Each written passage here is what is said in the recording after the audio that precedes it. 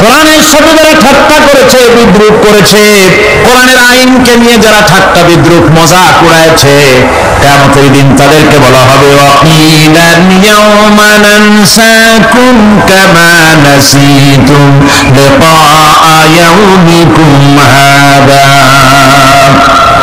কিয়ামতের দিন আল্লাহ রাব্বুল আলামিন কোরআনের ঠাট্টাকারী, কোরআনের বিদ্রুপকারী, কোরআনের আইনের অমান্যকারীদেরকে বলবেন আমি আজকে তোমাদের ভুলে গেলাম, যেমন করে তোমরা এই দিনে আমার সঙ্গে সাক্ষাৎকারের কথা ভুলে গিয়েছিলে।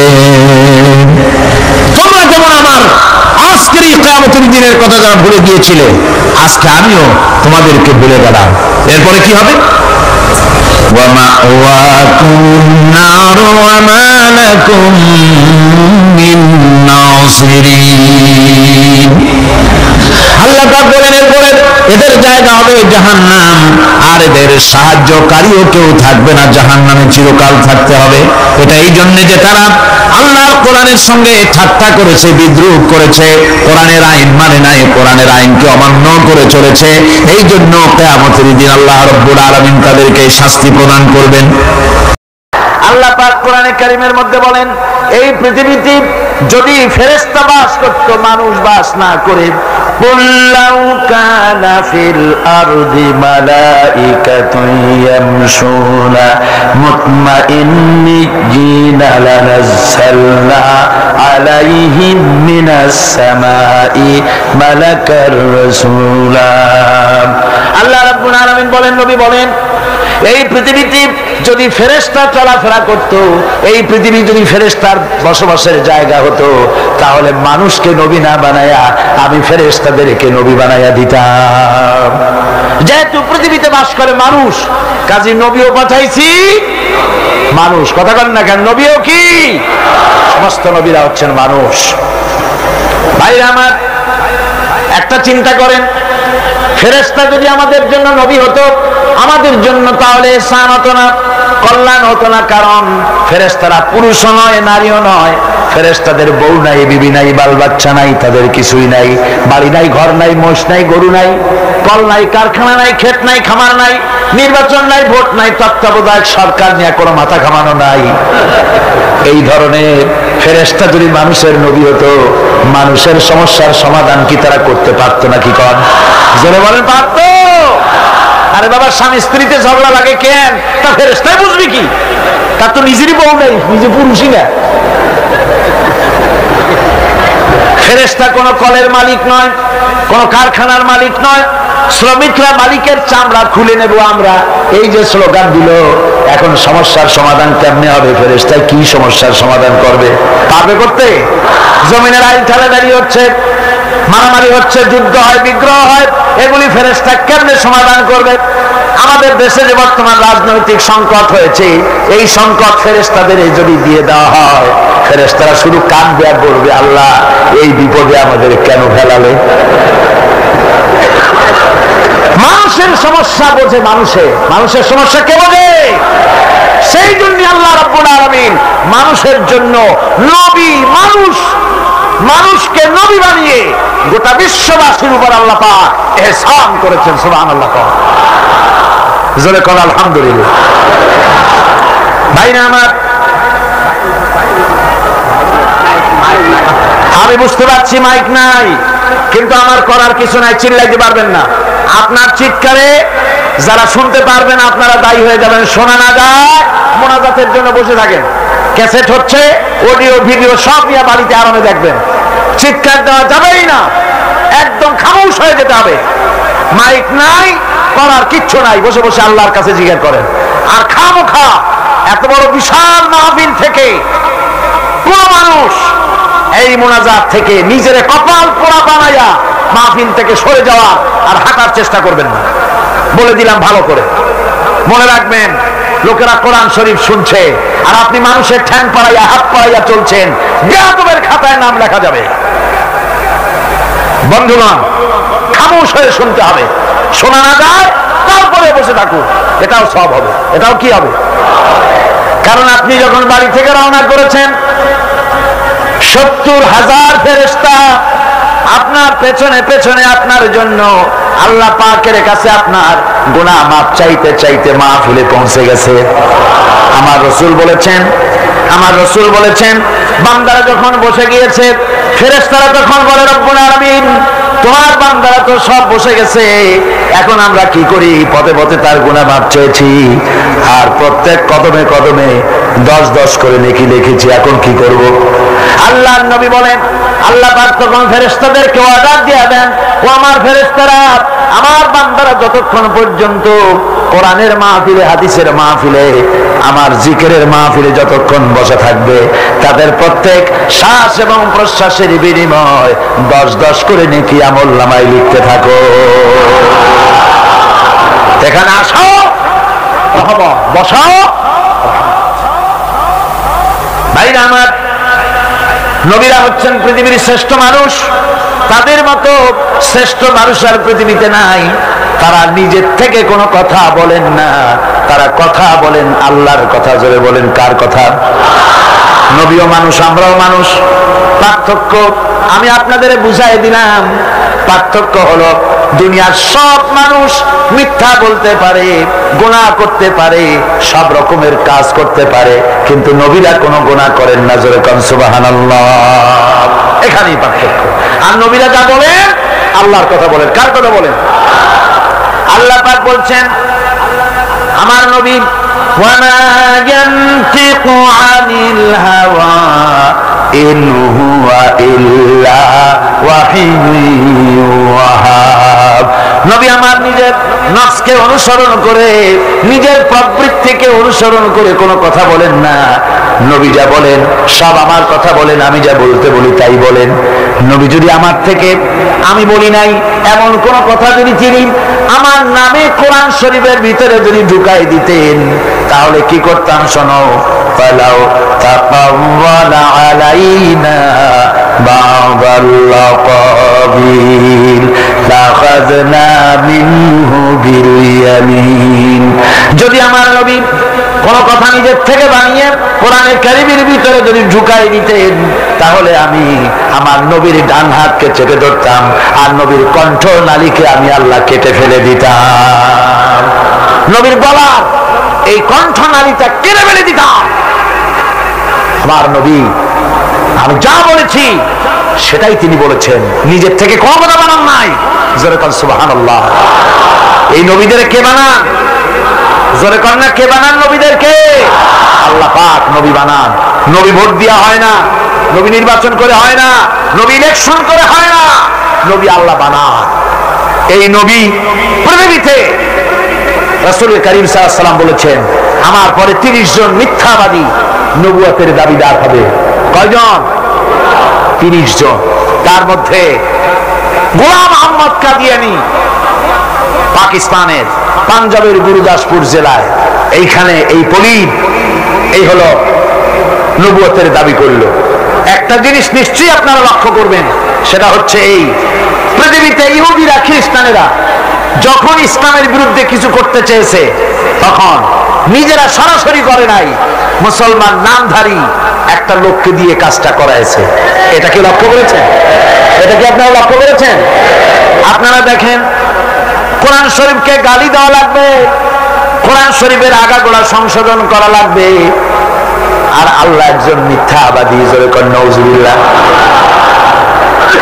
পীর আউলিয়াদেরকে বদমাশ বলা হবে। পীরেরা বদমাশ, লুচ্ছা, চোট্টা, চোর, এই ধরনের গালি দিয়েছেন ওই মেয়ে লোকটা।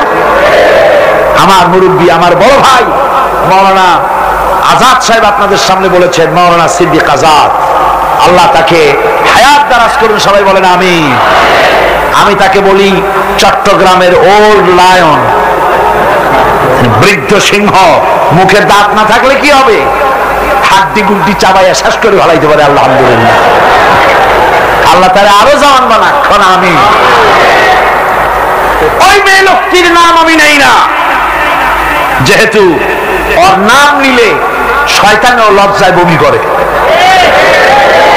এই পৃথিবীর নিকৃষ্ট পতিতা, নষ্টা, ভ্রষ্টা, খোদা ক্ষমাদ্রোহী, দেশদ্রোহী। আল্লাহর ওলিদেরকে বলল লুচ্ছা, লম্পট। অথচ এই ভূখণ্ডে ইসলাম এসেছে আল্লাহর ওলিদের মাধ্যমে। এদেশের মানুষের মাথায় যদি টুপি এসে থাকে, ওলিদের ওসিলায় এসেছে।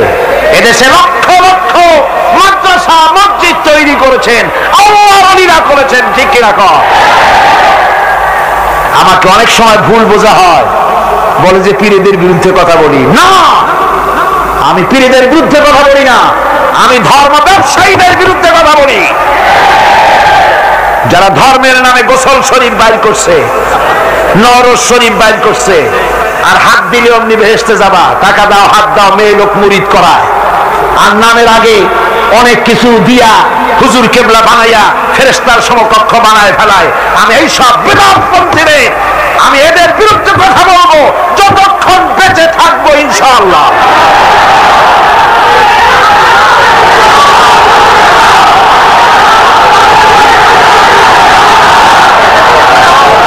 ভাইরা আমার, আল্লাহর ওলি, আল্লাহর ওলিরা এদেশে মাদ্রাসা করেছেন, মসজিদ করেছেন। জনপুরের পীর, ফুরফুরার পীর, শর্ষিনার পীর, মাশাআল্লাহ কি সব বাংলার কুতুব ছিলেন। তারপরে শাহ মাকদুম, শাহ জালাল, শাহ আমানত, এই ধরনের কত আল্লাহর ওলি এদেশে এসেছেন, দ্বীনের খেদমত করেছেন। তাদেরও খেদমত আর ওনাদেরও খেদমত, তাকায় দেখেন আকাশ আর জমিনের পার্থক্য, শুধু টাকা আর টাকা, ঠিক কি না? টাকা নেওয়ার সময় প্রশ্ন পর্যন্ত করে না, আমাকে যে বাড়িতে খাওয়াইতে রাখছো বিরাট বড় লোকের বাড়ি, এই লোকটা সুদি কারবার করে কিনা, বাড়ি আমি খাবো না। গরিবের বাড়ি দাওয়াত করে পাওয়া যাবে না, কথা ঠিক কিনা? সব টেক্সটাইল মিলের মালিকের বাড়িতে 4-5টা 10টা গাড়ি আছে, সুদখোর, মদখোর, জিনাকারের বাড়িতে উঠে আল্লাহর ওলি হওয়া যায় না।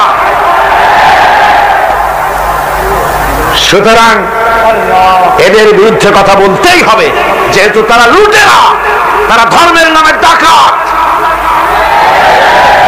ভাইরা আমার, সত্যিকারের সত্যিকারের আল্লাহর ওলিরা, তাদের বিরুদ্ধে ওই মেয়ে লোকটির কথা বলল। এই কথা খ্রিস্টান আর ইহুদিরা এই কথা বলাইলো কারে দিয়া? মুসলমান নামধারী একটা মেয়ে লোককে দিয়া, ঠিক কিনা? হযরত আয়েশাকে গালি দিতে হবে, হযরত আয়েশাকে গালি দিতে হবে, মা আয়েশা সিদ্দিকা রাদিয়াল্লাহু তাআলা আনহাকে গালি দিতে হবে, রাসূলকে গালি দিতে হবে। সেজন্য বেছে নিল সালমান রুশদি নামধারী একজন মুসলমানকে। খ্রিস্টানেরা গালি দেয় নাই, ইহুদিরা দেয় নাই, মুসলমান নামধারী একটারে বেছে নিয়েছে, ঠিক কিনা?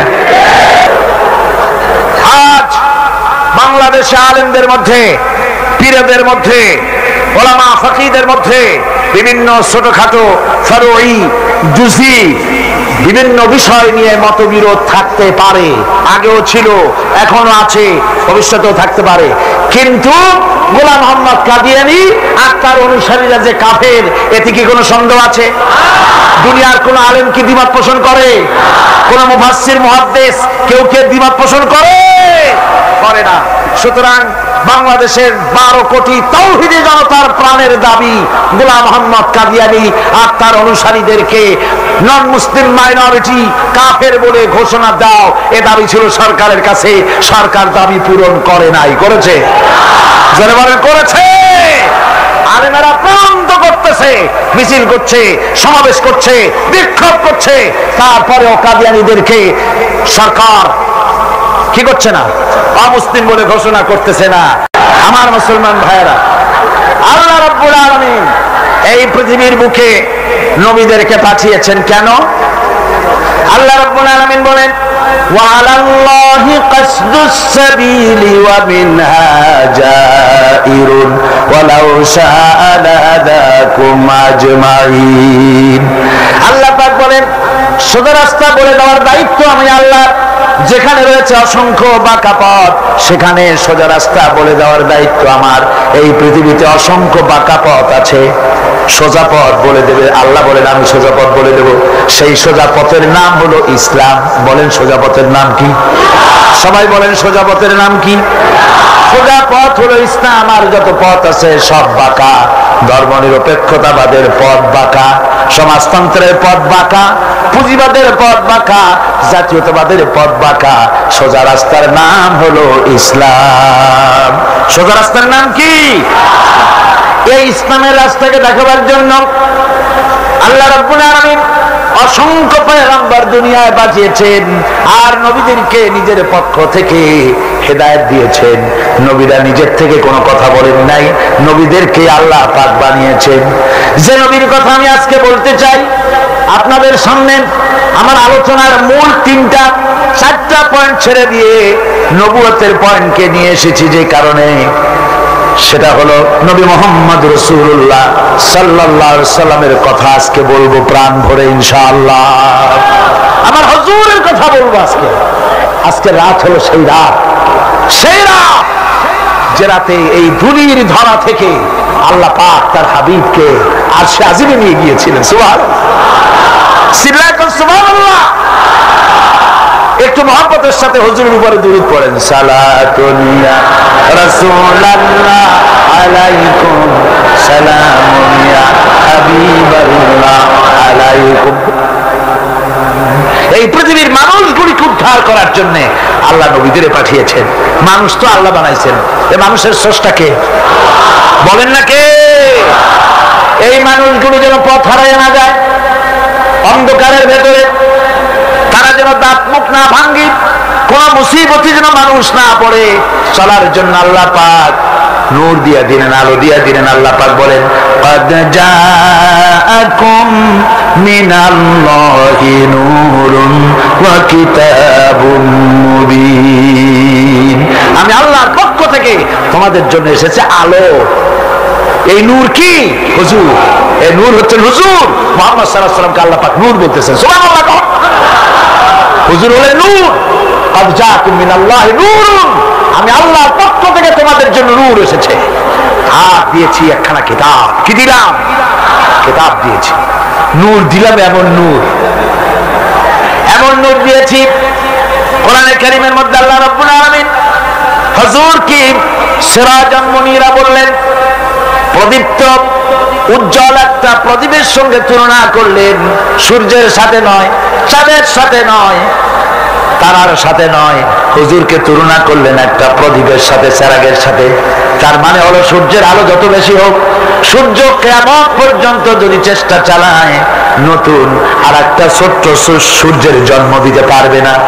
চাঁদ যত সুন্দর তার আলো হোক না কেন, কিয়ামত পর্যন্ত যদি চেষ্টা চালায় ছোট্ট আর একটা চাঁদের জন্ম দিতে পারবে না। কথা ঠিক কিনা কন?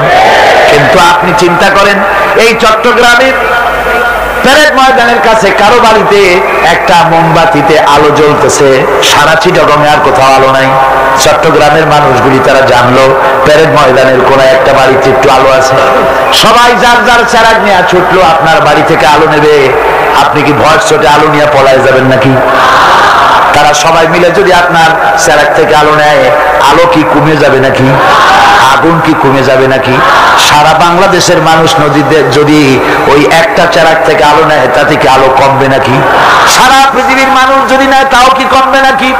আল্লাহ রাব্বুল আলামিন বলেন, হাবিব আপনাকে আমি জ্ঞানের আলো বানায় দিলাম পৃথিবীর বুকে। কিয়ামত পর্যন্ত এই আলো বিকিরণ হবে, এই আলোতে কম পড়বে না। জোরে বলেন সুবহানাল্লাহ। জ্ঞানের আলো, কিসের আলো? ওহীর জ্ঞান। সেই জ্ঞান কোন জ্ঞান? ওহীর জ্ঞান। আল্লাহ পাক নবীকে নূর বানালেন, নূর বানিয়ে পাঠিয়ে দিলেন তাকে এই দুনিয়ার বুকে। নবীদেরকে জ্ঞান দিয়েছেন আল্লাহ সুবহানাহু ওয়া তাআলা। জ্ঞান দিলেন কে? আল্লাহ পাক। সাধারণ নেতা আর নবীরাও নেতা। পার্থক্য হলো সাধারণ নেতারা তারা কথা বলে নিজস্ব মন মস্তিষ্ক দিয়ে, আর নবীরা কথা বলেন আল্লাহর কথা। নবীরা কার কথা বলেন? আল্লাহ পাকের কথা বলেন। আর সাধারণ যত নেতা আছে এ সবাই কথা বলে যাদের নিজস্ব মন মস্তিষ্ক প্রসূত কথা। যার জন্য দেখুন হযরত ইব্রাহিম আলাইহিস সালাম তার আব্বাকে ডেকে বললেন, ইয়া আবাতি ইন্নী ক্বাদ জাআনি মিনাল ইলমি মা লাম ইয়াতিকা ফাত্তাবি'নি আহদিকা সিরাতান সাবিয়া। হে আমার পিতা, হে আমার আব্বাজান, আমার কাছে এমন ইলম আছে, আমার কাছে এমন এক ইলম এসেছে যে ইলম আপনার কাছে নাই, সুতরাং আপনি আমার অনুসরণ করেন, সোজা রাস্তা আমি আপনাকে দেখাইয়া দেব। আমার কাছে যে জ্ঞান আসছে সেই জ্ঞানটা কার কার কার সেই জ্ঞানটা কার? আল্লাহ পাকের।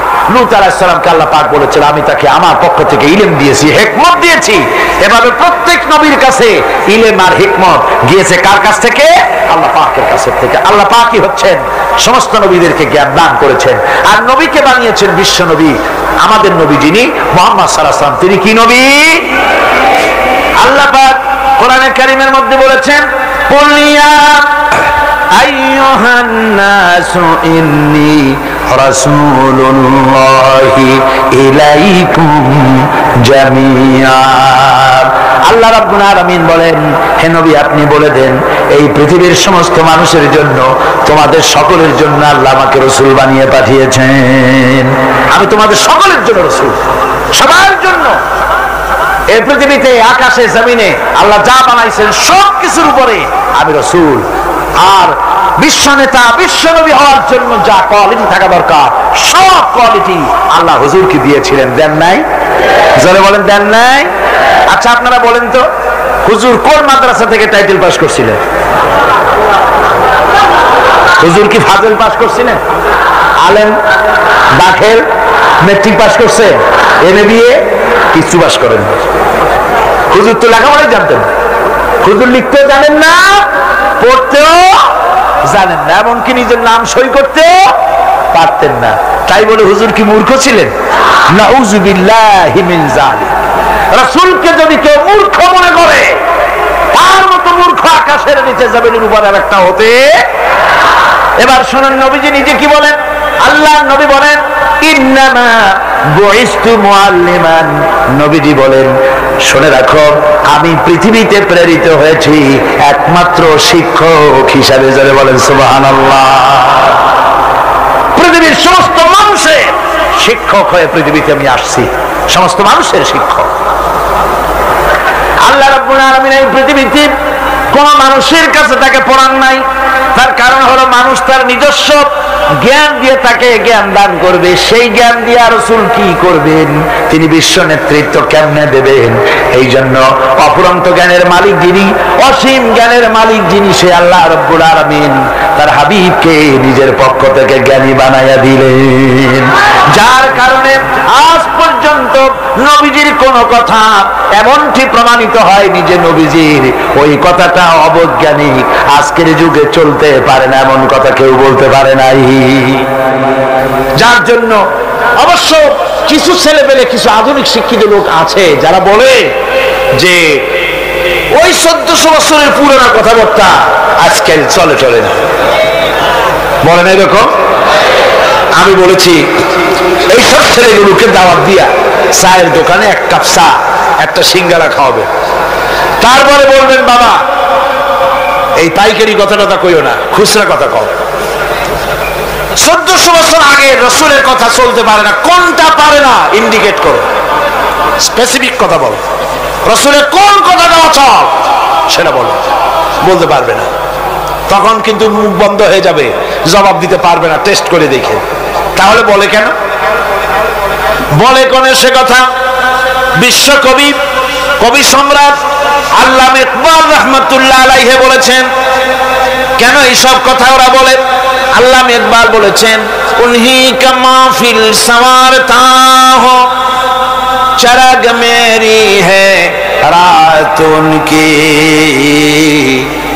उन्हीं का महफिल संवारता हो चरग मेरी है रात उनकी, उन्हीं का मतलब कह रहा हूँ जुबां मेरी है बात उनकी।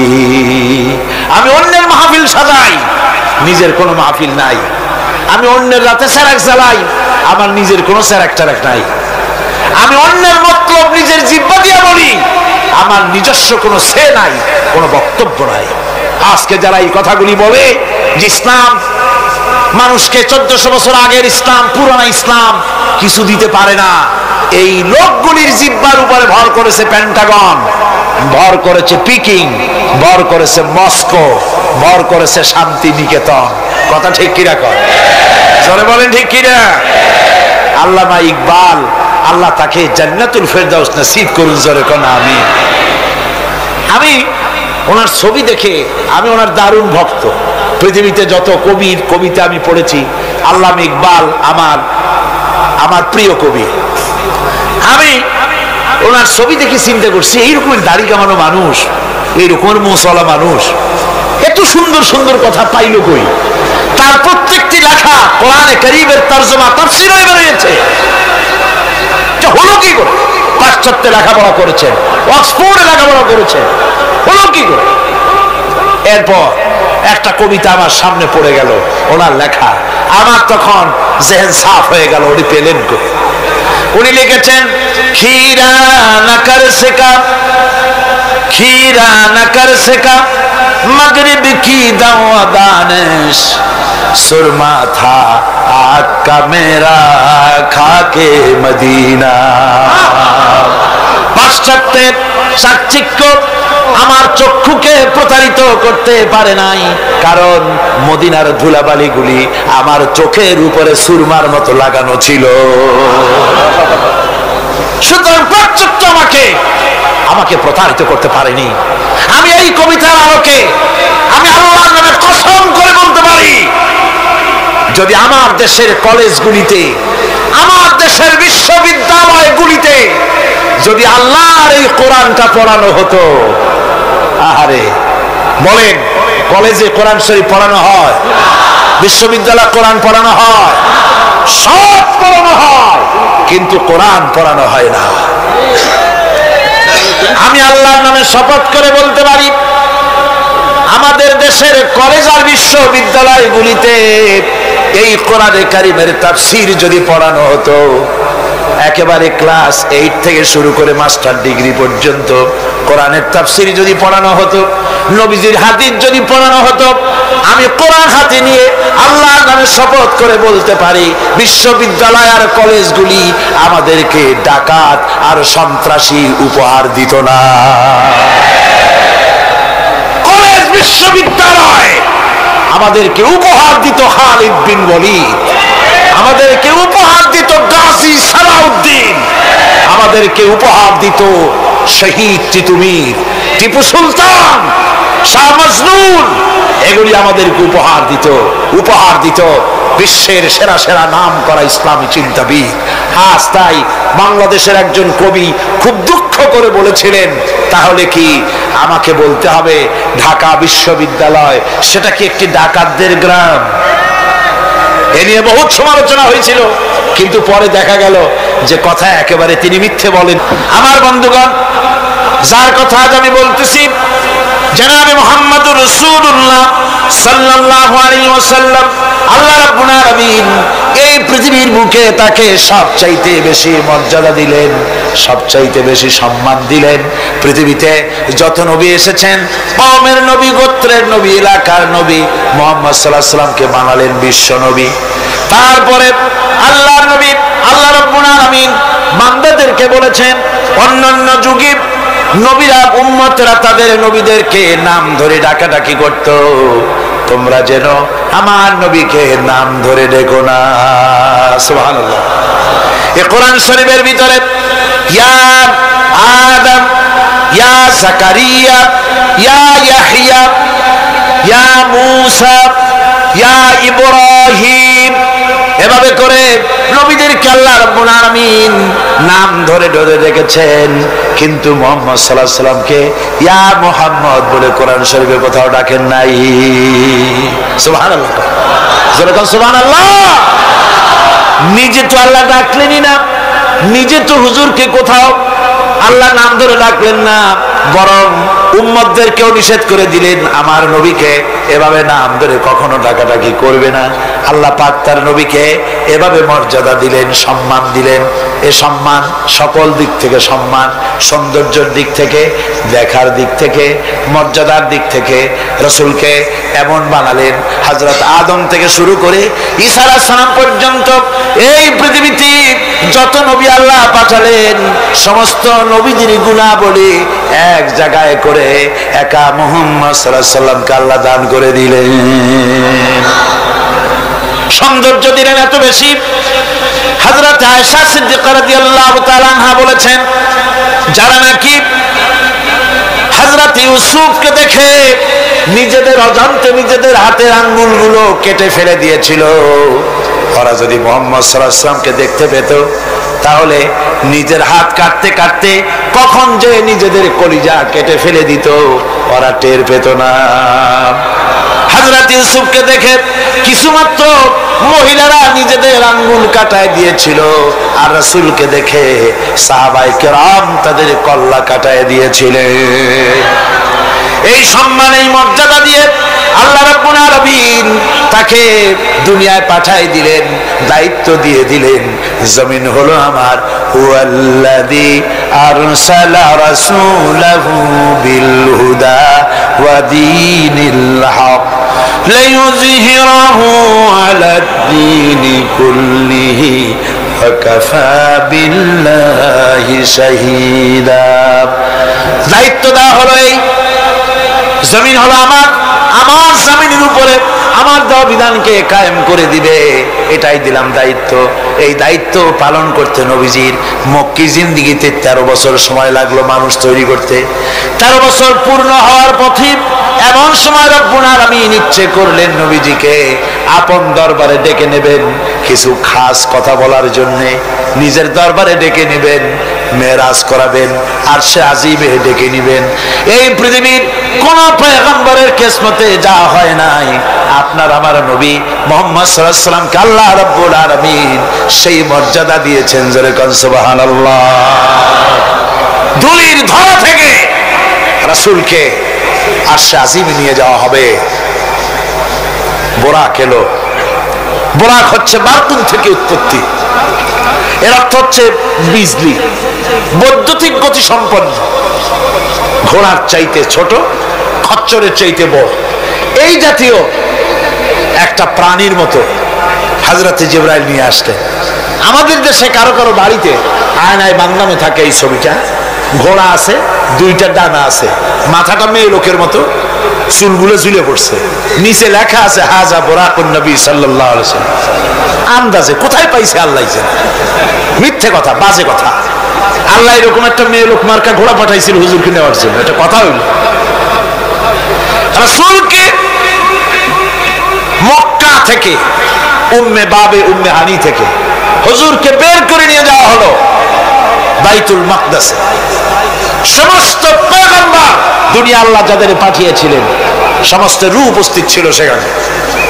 রাসূল করিম সাল্লাল্লাহু আলাইহি ওয়াসাল্লাম এখান থেকে মেরাজ করলেন, এতটুকু ছিল ইসরা।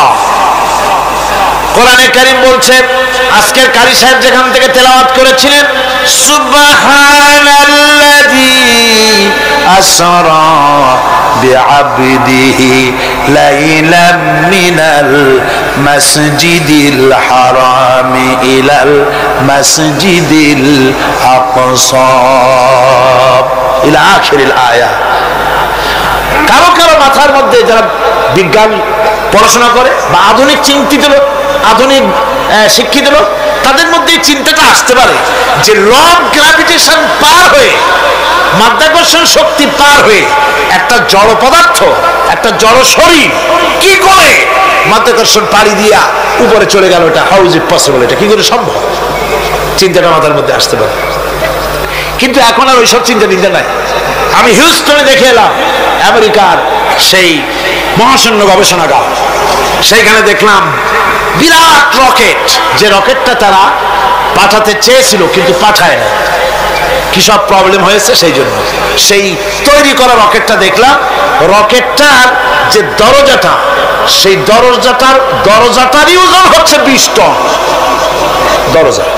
এমন টেকনোলজি দিয়ে দরজাটা তৈরি করা হয়েছে যে একটা লোকই দরজাটা এভাবে লাগাই দিতে পারে, আবার খুলেও দিতে পারে। 20 টন ওজন দরজা, আর পুরা রকেটটার ওজনটা কি হবে চিন্তা করে। 3টা জিনিস থাকে, 2টা থাকে সিলিন্ডার, আর একটা থাকে যেটার ভিতরে মানুষ থাকে, সেই মানুষ বসার জন্য একটা, আর 2টো সিলিন্ডার থাকে। যখন এখান থেকে ছেড়ে দেওয়া হয় তখন দুই দিকে 2টা যে কোল বালিশের মতো থাকে, দেখছেন কিনা ছবিতে আপনারা, এই 2টো জ্বলে পড়ে গেল। যাওয়ার সময় এই 2টোতে যে ফোর্স লাগিয়ে দিল, এই ফোর্সে ল অফ গ্র্যাভিটেশন পার করে দিল, এরপর আর তার কোনো তেল লাগবে না, বিনা তেলে যত খুশি তত উপরে চলে যেতে পারবে। চিন্তা করলাম, মানুষের মাথায় যদি এই জ্ঞান আল্লাহ দেন, এত জরুরি জিনিস এত পাওয়ারফুল করে ছেড়ে দেওয়া হয়েছে, ল অফ গ্র্যাভিটেশন পার হয়ে যাওয়ার পর মাধ্যাকর্ষণ শক্তি শুধু পৃথিবীর নাই, প্রত্যেকটা গ্রহ প্রত্যেকটা উপগ্রহের আলাদা আলাদা মাধ্যাকর্ষণ আছে।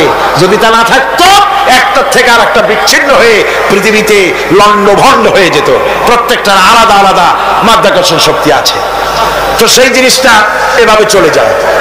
আল্লাহ রাব্বুল আলামিন তার হাবিবকে নেবেন, আপনার অত চিন্তা কেন? যেটা গেল কেমনে, এটা কি করে সম্ভব? আপনার মাথায় ঢুকবে না, আপনার আমার মাথায় ঢুকবে না। ঢুকবে না বলেই ঘটনার সূত্রপাত আল্লাহ কেমনে করছে সেদিকেই লক্ষ্য করেন। দুনিয়ার মানুষ, তুমি আমার কুদরত তোমার মাথায় ঢুকবে না। সেই জন্য ইসরার ঘটনা বলতে গিয়া রব্বুল আলামিন শুরুই করলেন সুবহানাল্লাযী আসরা বিআবদিহি। সুবহানাল্লাযী, সমস্ত দুর্বলতা অক্ষমতা থেকে মুক্ত সেই সত্তা যিনি তার বান্দাকে ইসরা করিয়েছেন, মেরাজ করিয়েছেন। সুবহানাল্লাহ। সমস্ত দুর্বলতা অক্ষমতা থেকে মুক্ত তিনি পার করে নিয়ে গিয়েছেন। তারপরে মুহূর্তের ভিতরে মহাশূন্য পাড়ি দিয়ে, সেই মহাশূন্য মানে কি? এইখান থেকে সূর্য কত দূরে জানেন না? 9,30,00,000 মাইল দূরে এখান থেকে সূর্য।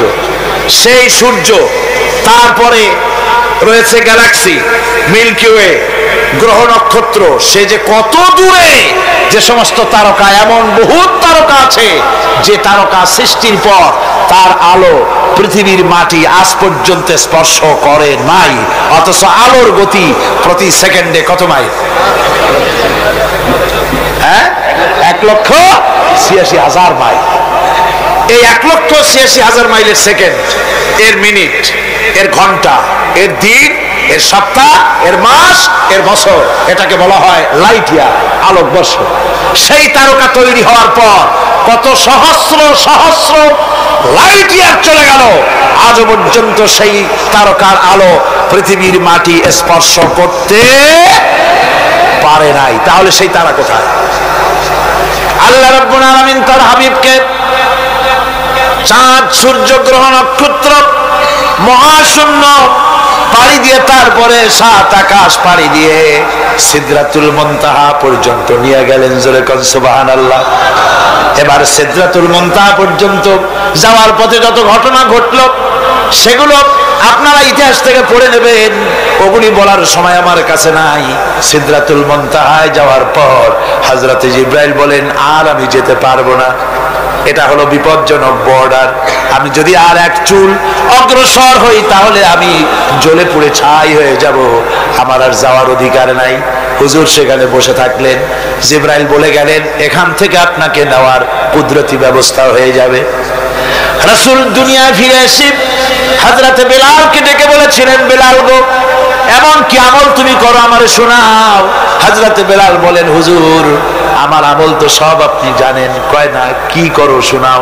বেলাল বলেন, হুজুর খাস আমলের মধ্যে এতটুকু আছে যে আমি কখনো বিনা উজুতে থাকি না, যখন উজু চলে যায় উজু করি, আর উজুর ইহতিমামের জন্য 2 রাকাত নফল নামাজ পড়ি। হুজুর বলেন, বেলাল তুমি এই আমল ছাড়বা না, কারণ সিদরাতুল মুনতাহায় হযরত জিবরাইল আমারে যখন ছেড়ে চলে গেলেন, আমার একা একা বড় ভয় লাগতে লাগলো। তখন আমার মনে হচ্ছিল তুমি যেন আমার চতুর্দিকে হাঁটতেছো।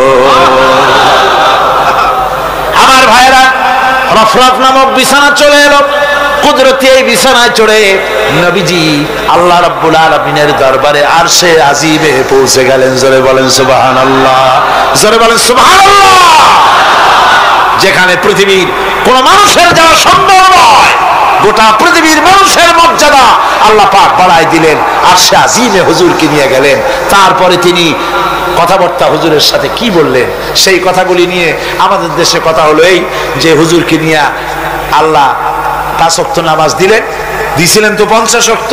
মুসা আলাইহিস সালামের সাথে দেখা না হইলে তো কাম সারছিল, আমাদের আর উপায় ছিল না। আরে ভাই, শুধু নামাজ দেওয়ার যদি উদ্দেশ্য হবে তাহলে রোজার মতো তো আল্লাহ দুনিয়ায় বসে দিতে পারতেন কিনা?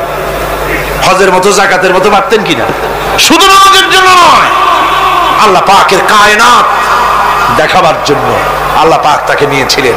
বেহেশত দেখাইছেন, দোজখ দেখাইছেন, ভালো কাজ করলে কিরকম শান্তি হবে, খারাপ কাজ করলে কিরকম শাস্তি হবে চোখে দেখাই দিয়েছেন মুহাম্মদ রাসূলুল্লাহ সাল্লাল্লাহু আলাইহি ওয়াসাল্লামকে। মেরাজ থেকে ফিরে এলেন, ঘরে এসে দেখেন উজুর পানি, উজু করে যে গেছিলেন উজুর পানি তখনও গড়াচ্ছে। যে দরজা দিয়ে বেরিয়েছিলেন দরজাটা ধাক্কায় তখনও কাঁপতেছে। যে বিছানায় শোয়া ছিলেন সে বিছানায় মানুষ শুয়ে থাকলে যেমন উষ্ণ থাকে সেরকমের উষ্ণ ভাব তখনও আছে। কেমনে হলো? কেমনে হলো? মাথায় ঢুকবে না। সুবহানাল্লাহ কোন ঢুকবে? জোরে কোন সুবহানাল্লাহ।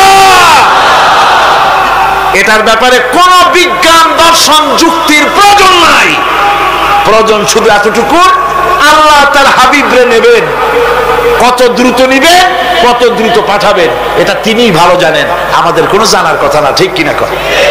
পৃথিবীতে আল্লাহ রাব্বুল আলামিন নবীরা তাদের চরিত্র দিয়ে বিপদের মোকাবেলা করে, দুনিয়ার সামনে কঠিন বিপদের মোকাবেলা করে অবিচলতা, দৃঢ়তা দেখায় গেছেন যে কেমন করে এই পৃথিবীতে বিপদের সামনে মোকাবেলা করতে হয়। ধৈর্য ধরতে হবে। বিপদ আসবে পাহাড় সমান হয়ে, আপনাকে ধৈর্য ধারণ করতে হবে সেভাবে বুক বেঁধে। যেহেতু এটা যদি বিশ্বাস হয় যে আমার কিসমতে যা আছে তার থেকে বেশি কিছু হবে না, তাহলেই আপনার ধৈর্য আসবে, ভয় পাবেন না। কথা ঠিক কিনা কন? এবারে হযরত হুদ আলাইহিস সালাম সম্পর্কে আল্লাহ রাব্বুল আলামিন বলেন, হযরতে হুদকে যখন ষড়যন্ত্র হলো কাফির বেঈমানেরা তাকে মেরে ফেলার জন্য যখন সরকারি ষড়যন্ত্রে লিপ্ত হয়ে গেল, হযরতে হুদ সমাজের এই চ্যালেঞ্জের মোকাবেলা করলেন। হযরত হুদ বলেন, ফাকিদুনি জামিআন সুম্মা লা তুনজিরুন ইন্নী তাওয়াক্কালতু আলাল্লাহি রাব্বি ওয়া রাব্বিকুম। তোমরা তোমাদের ষড়যন্ত্র আমার বিরুদ্ধে যত পারো আমার বিরুদ্ধে ষড়যন্ত্র চালাও, এতটুকুন আমার অবকাশ দিও না। আমি এমন আল্লাহর উপরে ভরসা করেছি যার হাতের ভিতরে তোমাদেরও জান আর আমারও জান। যা পারো তাই করো। সরকার সমস্ত শক্তি একত্রিত হয়ে আমার মোকাবেলা করো। একদিকে হুদ আলাইহিস সালাম, আর একদিকে গোটা জাতি। হযরত হুদ ভয় পায় নাই। সুবহানাল্লাহ কোন? ঈমান বিল্লাহ মানুষের কলিজাকে এভাবে শক্ত করে দেয়। কোন আলহামদুলিল্লাহ। এবারে এই বিপদের, কঠিন বিপদের মোকাবেলা করে আমার রাসূল যে প্রমাণ দিয়া গেলেন, আমার রাসূল যে কঠিন বিপদের মোকাবেলা করলেন, ভাইরা আমার, হিজরতের রাতে সওর পাহাড়ের ভিতরে যখন তিনি আশ্রয় নিলেন, হযরতে আবু বকর সাথে ছিলেন। হযরতে আবু বকর রাদিয়াল্লাহু তাআলা আনহু বলেন, হুজুর আপনি দাঁড়ান, এটা তো পাহাড়িয়া গুহা, গুহার ভিতরে সাপ থাকতে পারে, বিচ্ছু থাকতে পারে, আমি আগে ঢুকি, বিপদ যদি হয় আমার উপর থেকে হয়ে যাক। গুহার ভিতরে নেমে গুহা সাফ করলেন। এরপরে হুজুরকে ডাকলেন, হুজুর তাশরীফ নিলেন গুহার ভিতরে। এরপরে হুজুর বললেন, আবু বকর পাহাড়ে হেঁটে হেঁটে 2-3টা পাহাড় পাড়ি দিয়া যাওয়া লাগে সোর পাহাড়ে। মদিনার সোজা রাস্তা হুজুর ধরেন নাই, মেসফালার পথ দিয়া জাবালে কেদোয়ার উপর দিয়া 3টা পাহাড় পাড়ি দিয়া তারপরে হুজুর গেলেন সোর পাহাড়ে। গুহার ভিতরে হুজুর তাশরীফ নিলেন। বললেন, আবু বকর তুমি বসো, তোমার উরুর উপরে মাথা রেখে আমি একটু আরাম করি। হযরতে আবু বকর বসলেন, হুজুর তার উরুর উপরে মাথা রেখে ঘুমায় গেলেন। আর এরপরে কাফির বেঈমানেরা তালাশ করতে করতে কাফেরেরা এসে গেল পায়ের চিহ্ন দেখে দেখে গর্তের কাছে। হযরত আবু বকর ভয়তে কেঁদে ফেললেন, আহারে আর তো উপায় নাই, এবার তো ধরা পড়ে গেছি, এবার নবীজিকে মেরে ফেলে দেবে। নবীর মহব্বতে, নিজের মহব্বতে নয়, নবীর মহব্বতে কাঁদতেছিলেন। হুজুর বলেন, হুজুরের ঘুম ভেঙে গেল। বলো আবু বকর কাঁদো কেন? ছেলের কথা, মেয়ের কথা, বিবির কথা, বাড়ির কথা মনে পড়লো নাকি? হযরত আবু বকর বলেন, ইয়া রাসূলুল্লাহ, আল্লাহর কসম করে বলি, যেদিন ঈমান এনেছি এই কলিজার ভিতরে মা বাপ, স্ত্রী, পুত্র, পরিজন, এমনকি আমার নিজের জীবনের চাইতে আপনারে বেশি ভালোবাসি। তা কাঁদো কেন? কাঁদো কেন? হযরত আবু বকর বলেন, হুজুর ধরা পড়ে গেছি, কাফেররা এসে গেছে, গর্তের কাছে তাকালি আমাদের দেখতে পাবে, আমরা তো মাইনরিটি, ওরা তো মেজরিটি, আমরা তো ধরে মারি ফেলাই দেবে, আপনাকে মেরে ফেলে দেবে, এই জন্য কাঁদি। আল্লাহ রাব্বুল আলামিন, হুজুর তখন কি দৃঢ়তা, কি অবিচলতা, কি ধৈর্যের পাহাড় সম মনোবৃত্তি তখন দেখালেন। আল্লাহ কোরআন শরীফে চিরকাল যাতে মানুষেরা হেদায়েত নিতে পারে সেজন্য হুজুরের কথা উঠায় দিলেন কোরআনে। আল্লাহ পাক বলেন, ইযহুমা ফিল গার ইয ইয়াকুলু লিসাহিবিহি লা তাহজান ইন্নাল্লাহা মা'ানা। ও বন্ধু, ভয় পেও না, আল্লাহ আমাদের সাথে আছেন। সুবহানাল্লাহ কর। আল্লাহ আমাদের সাথে আছেন। আমরা মাইনরিটি নই, আমরাই মেজরিটি। আল্লাহ আছে আমার সাথে, ভয় পাওয়ার কোনো কারণ নাই। সুবহানাল্লাহ। আল্লাহ পাক বলেন, ফাআনসালাল্লাহু সাকিনাতাহু আলাইহি ওয়া আইয়াদাহু বিজুনুদিন লাম তারাওহা। আমি এদের অন্তরের ভিতরে আমি শান্তি নাজিল করে দিলাম, প্রশান্তি দিয়া দিলাম, আর আমি সাহায্য করলাম, আর এমন সব সৈন্য পাঠায় দিলাম যে সৈন্যগুলি তোমরা দেখতে পাও নাই। সুবহানাল্লাহ ওয়া বিহামদিহি। ভাইরা আমার, রাসূল করিম সাল্লাল্লাহু আলাইহি সাল্লাম এই বিপদের মাঝে, চরম বিপদের মাঝে অবিচলতা, দৃঢ়তা, কঠিন আত্মনির্ভরতা দেখিয়েছেন। এগুলি হলো ঈমানের ৫ম নম্বরের উপকারিতা। আল্লাহর প্রতি ঈমান আনলে এভাবে পাহাড় সম ঈমান মজবুত হয়ে যায়। জেলের পরোয়া করি না, ফাঁসির পরোয়া করি না, শহীদ হওয়ার পরোয়া করি না, মেরে ফেলে দেবে, উড়ায় দেবে, হত্যা করবে, পরোয়া করি না। পরোয়া করি কেবলমাত্র কাকে? জোরে বলেন কারে? এইরকম মুসলমান হাজার হাজার লাখ লাখ দরকার নাই, ৩১৩ জন যথেষ্ট। কয়জন যথেষ্ট? ৩১৩ জন যথেষ্ট। বদরে যারা জান দিয়ে, মাল দিয়ে দ্বীনকে প্রতিষ্ঠিত করেছিলেন, এরকম ৩১৩ জনই যথেষ্ট ছিল। আল্লাহর দ্বীনকে কায়েম করার জন্য যদি রক্ত দেওয়া লাগে, তাহলে এই বিশাল জনসমুদ্রকে প্রশ্ন করি, ভয় পাবেন? রক্ত দিতে পারবেন? যদি জেলে যাওয়া লাগে যেতে পারবেন? যদি শহীদ হতে হয় তাও কি পারবেন? এই দৃঢ়তা, এই অবিচলতা, এই ঈমান, এই ধৈর্য শিক্ষা দেয়, এই উপকার করে ঈমান বিল্লাহ। আল্লাহর প্রতি ঈমান আনলে এভাবে পাহাড়ের মতো শক্ত হয়ে যায় কলিজা। কোন আলহামদুলিল্লাহ। আমার বন্ধুগণ, এবার আমি বলবো সর্বশেষ উপকারের কথাটা বলি, মোনাজাত ছেড়ে দেব। কয়টার কথা বলছিলাম? উপকার ৬টা উপকারের কথা বলেছি। অনেকগুলি বৈশিষ্ট্য, অনেকগুলি উপকারের মধ্যে আল্লাহর প্রতি ঈমানের ৬টা উপকারের কথা ৫টা বলা হয়ে গেছে। এবার ৬ষ্ঠ নম্বর এবং শেষ নম্বর, এটা হচ্ছে আল্লাহর প্রতি ঈমান আনলে পরে তার দ্বারা সবচাইতে বেশি ফায়দা পায় সমাজ এবং রাষ্ট্র। কোন আলহামদুলিল্লাহ, কোন আলহামদুলিল্লাহ। আল্লাহর প্রতি ঈমানের দ্বারা নৈতিক সংশোধন হয় এবং রাষ্ট্র আর সমাজ সবচাইতে বেশি উপকৃত হয়। কারণ হলো ঈমানদার ব্যক্তি আল্লাহর প্রতি যে ঈমান এনেছে, তার মনের মধ্যে ধারণা এটা হয়, আমার কোনো কাজ তো গোপন থাকে না। ইন্নাল্লাহা লা ইয়াখফা আলাইহি শাইউন ফিল আরদি ওয়ালা ফিস সামা। আল্লাহর কাছে গোপন বলতে কিছু নাই, আকাশেও নাই, জমিনেও নাই, কোনো কিছু গোপন নাই। সুতরাং আমি যা করি সব আল্লাহ দেখেন এবং শোনেন। এমনকি মানুষ যে কল্পনা করে, সে কল্পনাও আল্লাহ টের পায় না, নাকি? টের পায় কিনা? ওয়াইন তুবদু মিন আনফুসিকুম আও তুখফুহু ইউহাসিবুকুম বিহিল্লাহ। মনের ভিতরে যে কল্পনা করো, আল্লাহ পাক বলেন এই কল্পনারও হিসাব আমি রব্বুল আলামিন তোমার কাছ থেকে নেব। ফায়ুআযযিবু মান ইয়াশাউ, যারে খুশি শাস্তি দেব, আর যারে খুশি আমি মাফ করে দেব। জোরে বলেন সুবহানাল্লাহ। ফায়াগফিরু লিমান ইয়াশা ওয়া ইউআযযিবু মান ইয়াশা, যারে খুশি মাফ করব, যারে খুশি শাস্তি দেব, কল্পনারও হিসাব নেব। এই কথা মুমিনের যদি জানা থাকে তাহলে আর তার কোনো চিন্তা থাকে না, তার নৈতিক চরিত্র ভালো হয়ে যায়। কোন সুবহানাল্লাহ। মোনাজাতের কথা শুনে গতকাল বলছিলাম যে মোনাজাতের কথা শুনে যারা হাঁটে, আমি বুঝি না, আমার বুঝে আসে না যে এটা কেমন ধরনের নৈতিকতা। আপনি আপনার বিবেককে কি বুঝান? এই বিশাল জনসমুদ্র নিয়ে আল্লাহর কাছে হাত তুলবো, দোয়া করব, মোনাজাত করব, এই লোভ সম্বরণ করেন কি করে? আশ্চর্য কথা, আশ্চর্য কথা। আমার বন্ধুগণ, ইমানদার লোক, আল্লাহর প্রতি ঈমান আসলে পরে সমাজ উপকৃত হয়, রাষ্ট্র উপকৃত হয়ে যায়।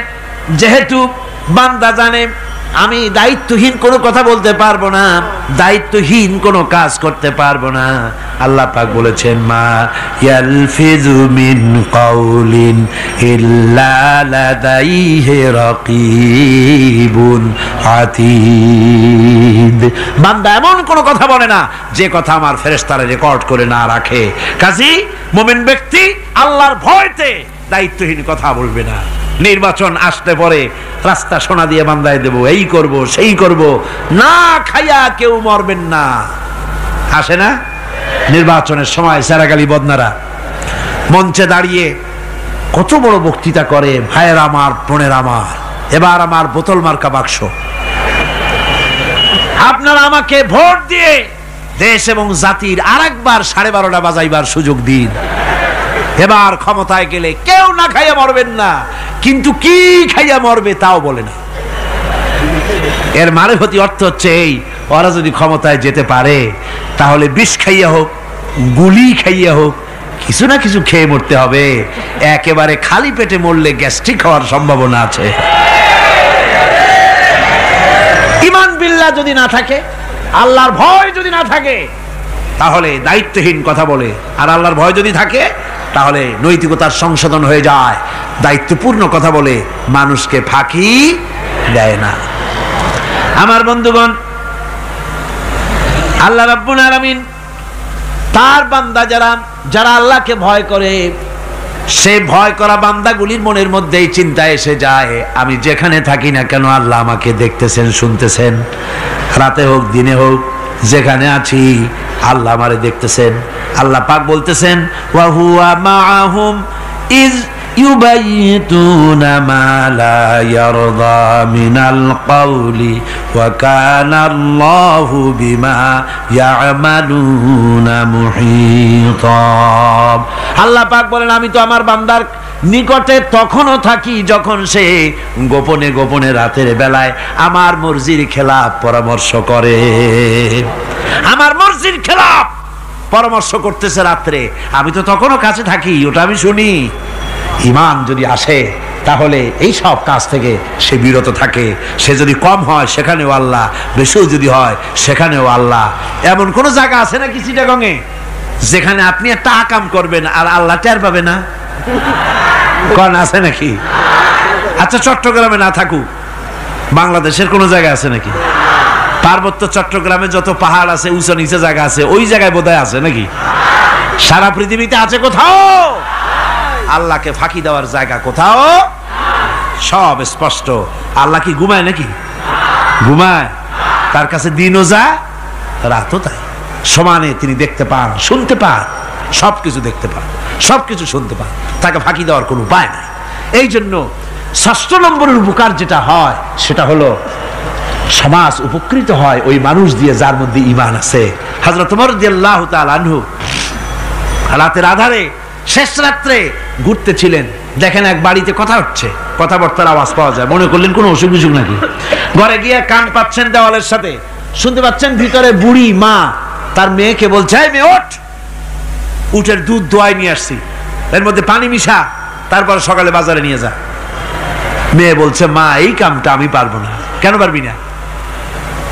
হযরত ওমর ফরমান জারি করেছেন, দুধে পানি মিশাতে নিষেধ করেছে, কাজে এই কাজটা আমি পারবো না। হ্যাঁ রে বেটি, আমিরুল মুমিনিন দেখ এখন কোথায় যায়, ঘুমায় আছে, সে কি দেখতেছে নাকি যে পানি মিশাই না কি মিশাই? মেয়ে বলতেছে, মা আমিরুল মুমিনিনকে ফাঁকি দেওয়া যেতে পারে, তার পুলিশ বাহিনীকে ফাঁকি দেওয়া যেতে পারে, কিন্তু আল্লাহ রাব্বুল আলামিনের চোখকে ফাঁকি দেওয়া যাবে না।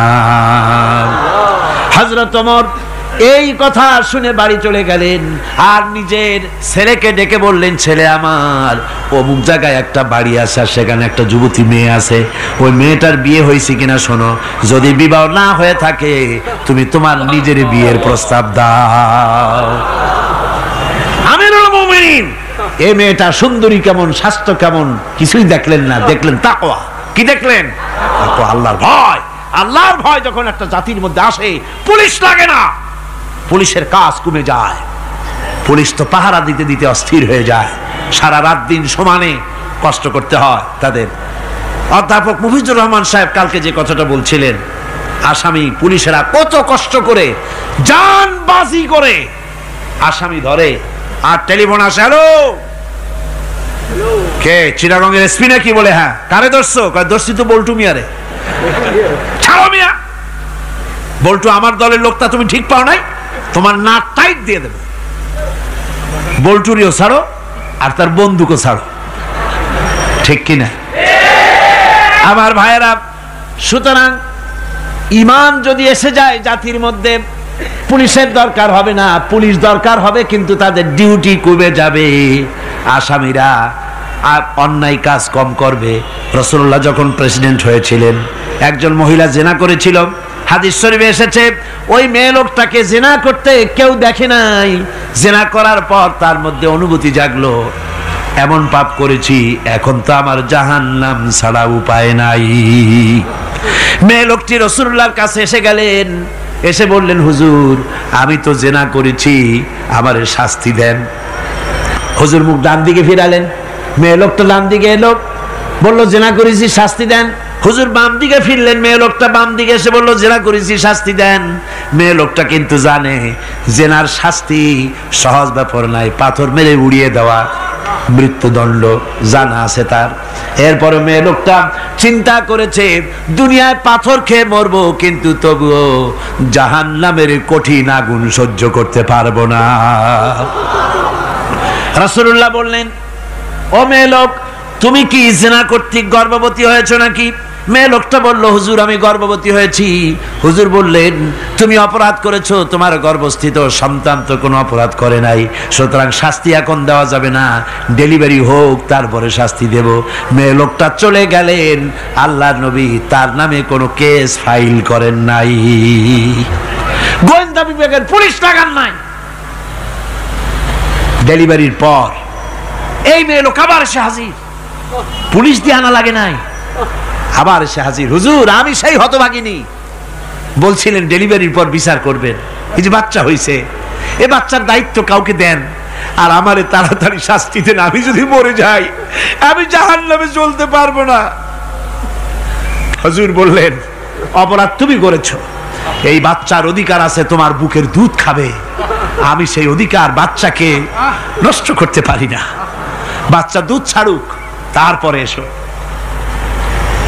2 বছর যেতে না যেতে ওই মেয়ে লোকটি বাচ্চারে কোলে করে নিয়ে এসেছে, পুলিশ লাগে নাই, গোয়েন্দা বিভাগের কাউকে পাঠানো লাগে নাই, মেয়ে লোকটি বাচ্চা কোলে করে নিয়ে এসে হাজির। হুজুর আমারে চিনছেন নাকি? আমি তো সেই হতভাগিনী, জেনা করছিলাম, বিচার চাইছিলাম, ডেলিভারি পরে হবে বলছিলেন, দুধ ছেড়ে দিলে পরে হবে বলেছিলেন, আমার ছেলে এখন দুধ ছেড়ে দিয়েছে, আমি তারে রুটি খাওয়া শিখাইছি, দুধ ছাড়া এখন সে বাঁচবে, আমি তার হাতে রুটি দিয়ে আনছি, দেখেন ও রুটি খেতে পারে, আর দেরি করবেন না, আমার বিচার করে দেন। রাসূলুল্লাহ ছেলেটার দায়িত্ব কাউকে দিয়ে দিলেন, আর বললেন, এই মহিলাটিকে নিয়ে যাও, বুক পর্যন্ত মাটির মধ্যে গেড়ে দিয়ে তারপরে রজম করো। মেয়ে লোকটিকে বুক পর্যন্ত গেড়ে দেওয়া হলো, চতুর্দিক থেকে পাথর মারা হচ্ছিল। পাথরে লেগে শরীরে রক্ত ছিটে এক সাহাবীর গায়ে লাগলো। সাহাবী তারে গালি দিয়েছিলেন। হুজুর শুনে বললেন, সাহাবী গালি দিও না, এ মেয়ে লোকের তওবা আল্লাহর কাছে এত কবুল হয়ে গেছে, যদি এই তওবাকে ভাগ করে দেওয়া হয় গোটা মদিনাবাসীর নাজাতের জন্য তা যথেষ্ট হয়ে যাবে। সুবহানাল্লাহ। পুলিশ লাগে নাই, এমন সমাজ কায়েম হয়। ঈমান বিল্লাহ, আল্লাহর প্রতি ঈমান যদি এসে যায়, জাতির যদি রক্তে রন্ধ্রে রগে রেশায় যদি ঈমান এসে যায়, তাহলে পুলিশ বিডিআর আর্মি আরামে ঘুমাবে, তাদের জন্য পরিশ্রম হবে না, কষ্ট হবে না, অপরাধ প্রবণতা কমে যাবে, মানুষের অশান্তি কমে যাবে, শান্তির বন্যা প্রবাহিত হয়ে যাবে। সুবহানাল্লাহি বিহামদিহি। এই জন্য রাসূলুল্লাহ বলেছিলেন, খায়রুল কুরুনে কারনি, সর্বশ্রেষ্ঠ যুগ কার যুগ? জোরে বলেন না, সর্বশ্রেষ্ঠ যুগ কার যুগ? রাসূলুল্লাহর যুগ। জোরে কোন কার যুগ? রাসূলুল্লাহর যুগ। এই জন্য আমি আপনাদের খেদমতে আরজ করতে চাই, ইসলাম এ ধরনের সীমারেখা ঠিক করে দিয়েছে। তিলকা হুদুদুল্লাহ ফালা তাতাদুহা, এ হলো আল্লাহর সীমারেখা। এই সীমারেখাকে ভঙ্গ করো না, লঙ্ঘন করো না। আল্লাহর উপরে ঈমান পরিপূর্ণরূপে আনো এবং এই ঈমানের উপরে ভিত্তি করে নিজেদের জীবনকে পরিচালিত করো। এই ঈমান যদি জাতির ভিতরে এসে যায়, তাহলে বৈষয়িক জীবনে, দুনিয়ার জীবনে সত্যিকারের যদি শান্তি পেতে চাই, আল্লাহর উপরে ঈমান আনতে হবে। ইহকাল পরকালে যদি নাজাত পেতে চাই, আল্লাহর উপরে ঈমান আনতে হবে। আর আমরা আমাদের চিন্তা ভাবনায়, ওঠায় বসায়, চলায় ফেরায়, সর্বত্র আল্লাহর উপরে পরিপূর্ণ মাত্রায় ঈমানটা যদি এসে যায়, তাহলেই শান্তি, তাহলেই মুক্তি। গোটা সমাজ শান্তি পাবে, আমরা দুনিয়ায় আরাম পাবো, কিয়ামতে জাহান্নাম থেকে মুক্তি পাবো। জোরে কোন আমিন, আরো জোরে কোন আমিন। বন্ধুগণ, আল্লাহর প্রতি ঈমানের এই কথাগুলি আবারও স্মরণ করিয়ে দেই। লাইসাল বিররা আন তুওয়াল্লু বুজুহাকুম কিবালাল মাশরিকি ওয়াল মাগরিব, পূর্ব পশ্চিমে যত মাথা ঘুরাও, এটাই কোনো কল্যাণের কাজ আসলে নয়। আসল কাজ আল্লাহর উপর ঈমান। আসল কাজ কি? চিল্লা এখন, আসল কাজ কি? আল্লাহর প্রতি ঈমান। সেই ঈমানের কথা এই 3 দিন ধরে বললাম। আর বাকি আছে কয়দিন? বাকি আছে কয়দিন? এই বেহেশতের বাগান আগামী 2 দিন পরে স্তব্ধ হয়ে যাবে। এখানে আর এভাবে এত লক্ষ লক্ষ টুপি, এ ধরনের মুসলমান আল্লাহু আকবরের আওয়াজ, আজানের আওয়াজ ধ্বনিত প্রতিধ্বনিত হবে না। 1 বছরের জন্য নিস্তব্ধ হয়ে যাবে। আল্লাহ যেন বাকি 2টা দিন আমাদের সকলের আশার তৌফিক দেন। সবাই বলি আমিন, জোরে কোন আমিন। আগামী কালকের আলোচনা আরো গুরুত্বপূর্ণ, তারপরের দিন আরো গুরুত্বপূর্ণ, গোটা কোরআনই তো গুরুত্বপূর্ণ। আল্লাহ পাক এই কথাগুলি শোনার, বোঝার, আমল করার তৌফিক যেন আল্লাহ আমাদের দান করেন। জোরে বলেন আমিন, আরো জোরে বলেন আমিন। মোনাজাতের জন্য এবার সমস্ত মানুষ দাঁড়ানো ভাইয়েরা বসে পড়ে। আজকের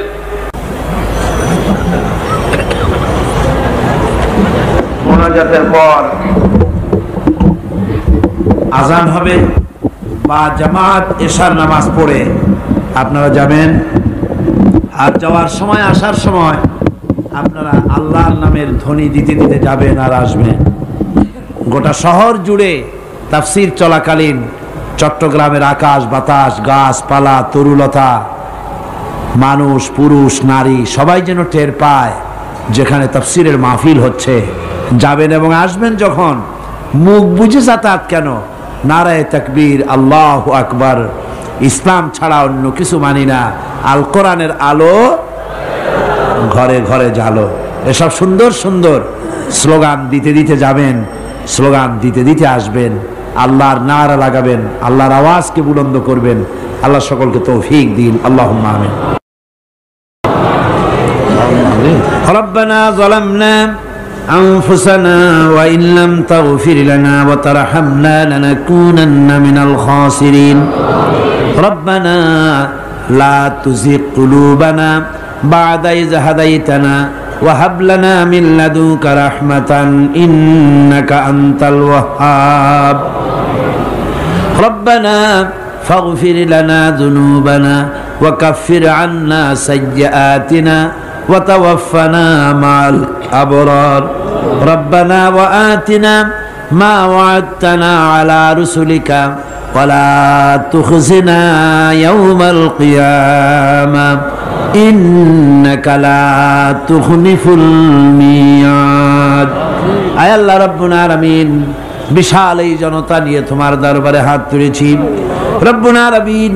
কোরআনে কারীমের মাহফিল, বড় আশা করে হাত তুলেছি, মেহেরবানি করে আলোচনার সওয়াব রাসূল করিম সাল্লাল্লাহু আলাইহি ওয়াসাল্লামের রূহ মুবারকে পৌঁছায় দাও।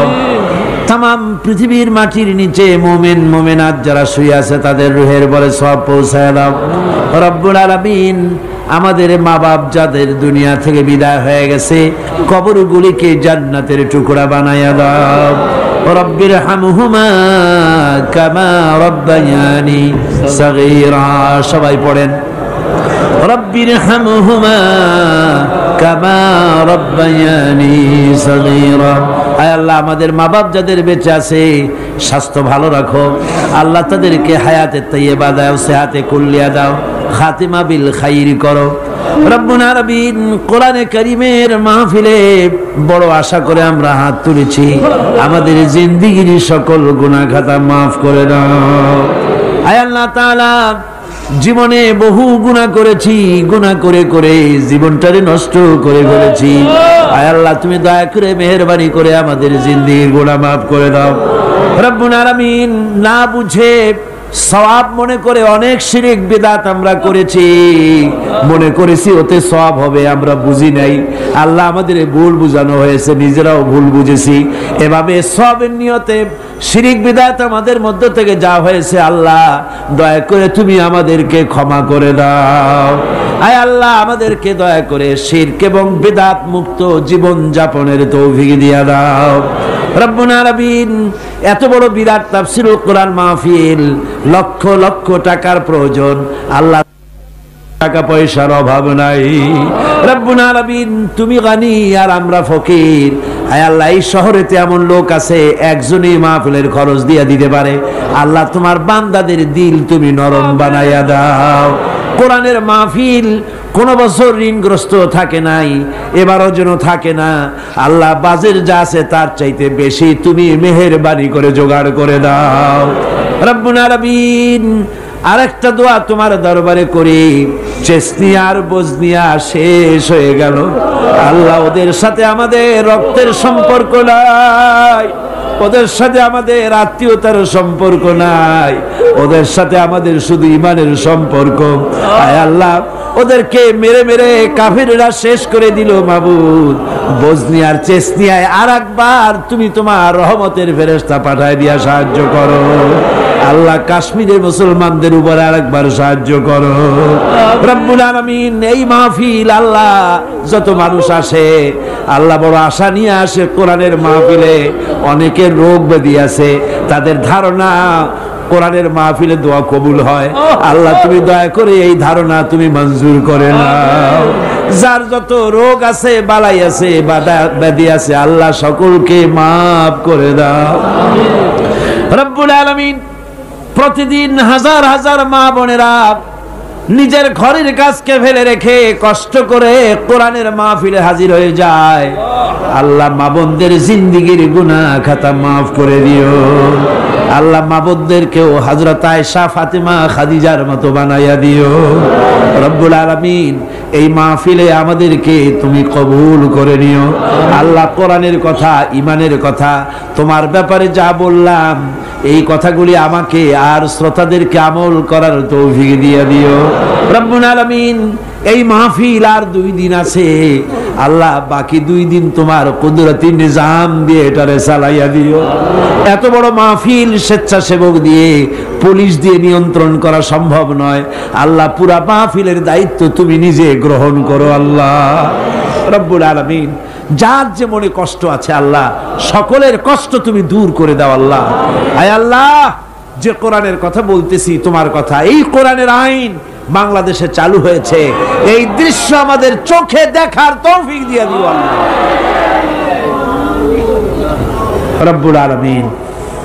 প্রত্যেকের মনের কষ্ট দূর করে দিও ربنا تقبل منا إنك أنت السميع العليم وتب علينا إنك أنت التواب الرحيم আয় আল্লাহ আরেকটা দোয়া করি বাংলাদেশে বড় রকমের রাজনৈতিক সংকট চলতেছে আল্লাহ দেশ কোন দিকে যাচ্ছে কি হবে আমরা কিছুই বুঝি না আল্লাহুম্মা লা তুসাল্লিত আলাইনা মান লা ইয়ারহামুনা আল্লাহুম্মা লা তুসাল্লিত আলাইনা মান লা ইয়ারহামুনা আল্লাহুম্মা লা তুসাল্লিত আলাইনা মান লা ইয়ারহামুনা আয় আল্লাহ এই জমিনের মানুষদেরকে আল্লাহ তোমার হাবিবের পৃথিবীর দ্বিতীয় বৃহত্তম মুসলমানের দেশ আল্লাহ দেশটাকে ষড়যন্ত্রের হাত থেকে বাঁচাইয়া দাও سبحان ربك رب العزة عما يصفون وسلام على المرسلين الحمد لله رب العالمين واجعل آخر كلمتنا عند الموت لا إله إلا الله محمد رسول الله السلام عليكم ورحمة الله